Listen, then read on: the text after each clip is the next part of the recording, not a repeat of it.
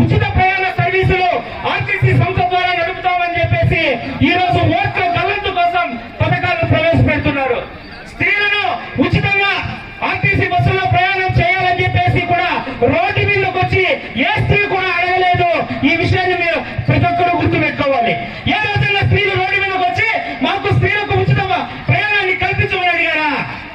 వాళ్ళు అడిగిన కోరికలను పక్కన పెట్టి ఓట్ల గల్లంతు కోసం పక్క రాష్ట్రాల్లో ఓట్లు వచ్చినాయి గెలిచాయనే ఉద్దేశంతో ఈ రాష్ట్రంలో కూడా అదే ప్రయోగాలు చేయాలనుకుంటే తస్మాత్ జాగ్రత్త. స్త్రీలు ఈ రోజు అడుగుతున్నారు, పేదరికంలో ఉన్నటువంటి స్త్రీలు ఈ రోజు అడుగుతున్నారు, ఏమడుగుతున్నారు?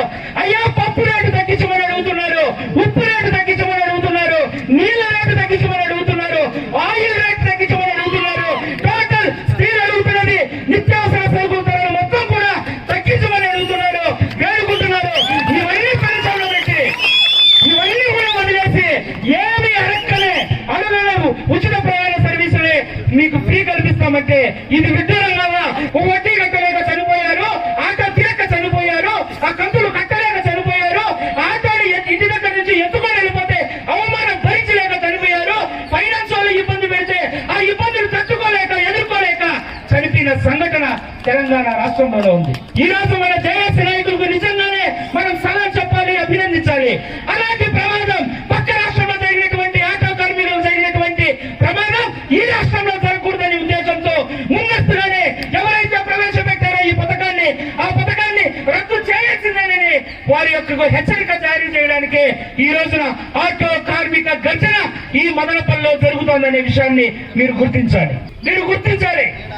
పద్నాలుగు మంది చనిపోయారంటే మన రాష్ట్రంలో చనిపోలేదనా, మన వాళ్ళకు అప్పులు లేవనా, మన వాళ్ళకు ఫైనాన్స్ లేవనా, మన వాళ్ళు దినసరి కూలీలు కాదనా?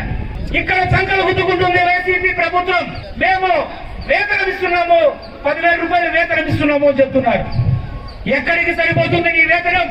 నీ వేతనం నువ్వు పెంచిన ఉప్పుకు సరిపోతుంది, నువ్వు ఇచ్చిన 10,000 నువ్వు పెంచిన పప్పుకు సరిపోతుంది, నువ్వు ఇచ్చిన 10,000 చివరికి మా బిడ్డల ఆటోలు తిరగలన్న ఆటో ఛార్జీకి కూడా సరిపోలేదనే విషయాన్ని మీరు గుర్తుపెట్టుకోవాలి.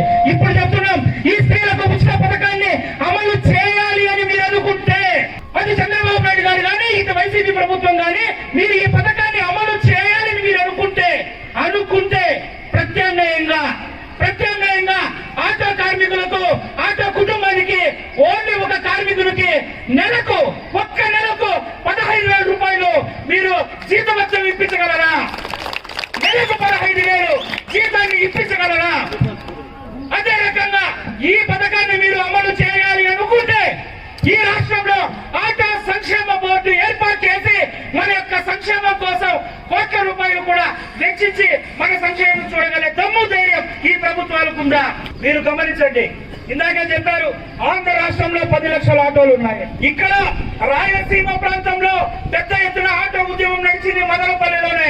ఎండ పడుతున్నా కూడా లెక్క చేయకుండా ఆటో కార్మికుల ఐక్యతను చాటడానికి, మీ యొక్క సమస్యని పరిష్కరించుకోవడానికి, మన యొక్క సమస్యను ప్రభుత్వానికి చెప్పడానికి విచ్చేసిన ప్రతి